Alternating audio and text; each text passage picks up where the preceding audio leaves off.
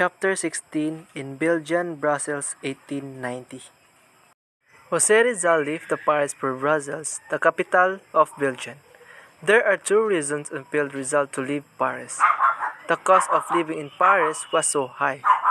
The gay social life of the city is hampered his literary works, especially the writing of second novel, the El Filibusterismo. Life in Brussels. José Rizal was accompanied by José Albert. Later on, Albert left the city and replaced by José Alejandrino.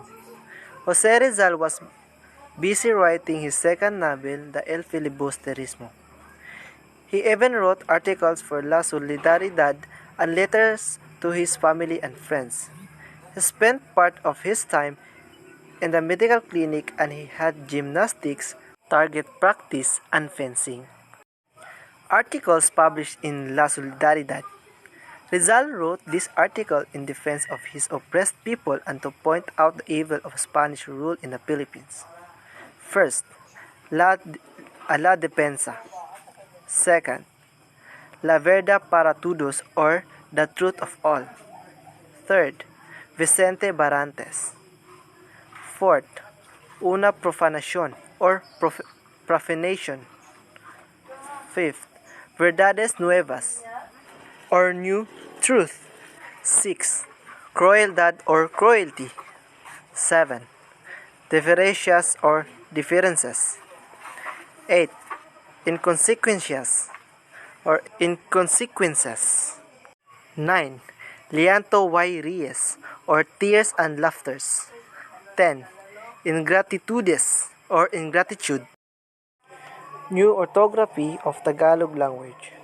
José Rizal was the first to advocate the Filipinization of its orthography. The Tagalog letters K and W should be used instead of C and O. For example, salakot and salakot. Araw means araw. In this article, José Rizal laid down the rules of the new Tagalog orthography and he gave his credit for the adoption of his new orthography to Dr. Trinidad H. Pardo de Tavera. Rizal criticized Madrid for gambling. Rizal received news from Juan Luna and Valentin Ventura that the Filipinos in Spain were destroying good name of their nation by gambling too much. So José Rizal wrote a letter to M.H. del Pilar to remind Filipinos in Madrid that they did not to come to Europe to gamble, but to work for their fatherland's freedom.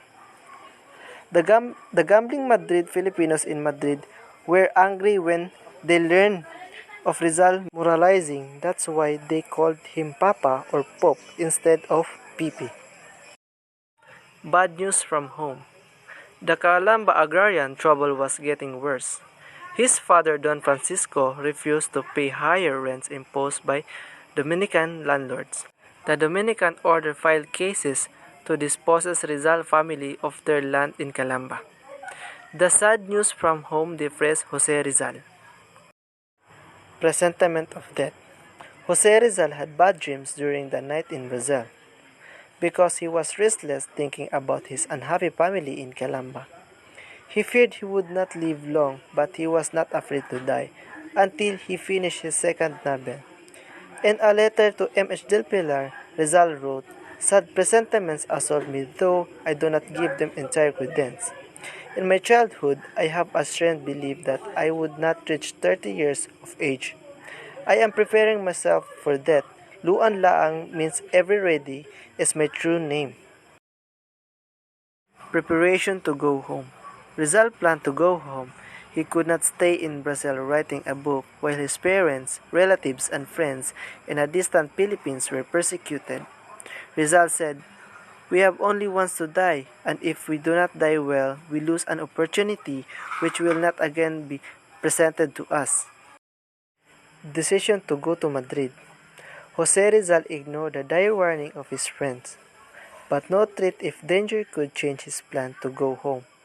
However, something happened that suddenly made him change his mind.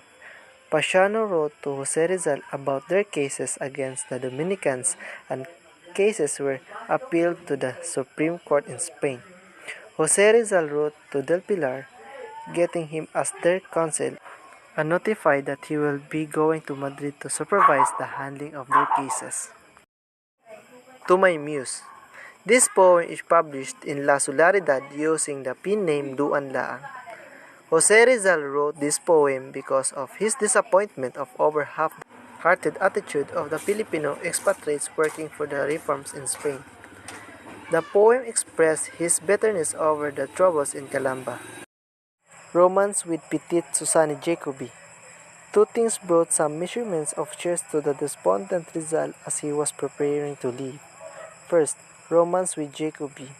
Second, summertime festivals of Belgium, which was celebrated in carnival style, with colorful costumes, fantastic float, and many days of merriments.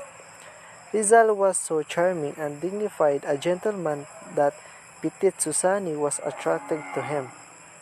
He was lonely in a strange country and Leonor was so far away. Like other women, Susani fell in love with Rizal. She cried when Rizal left toward the end of July 1890 for Madrid.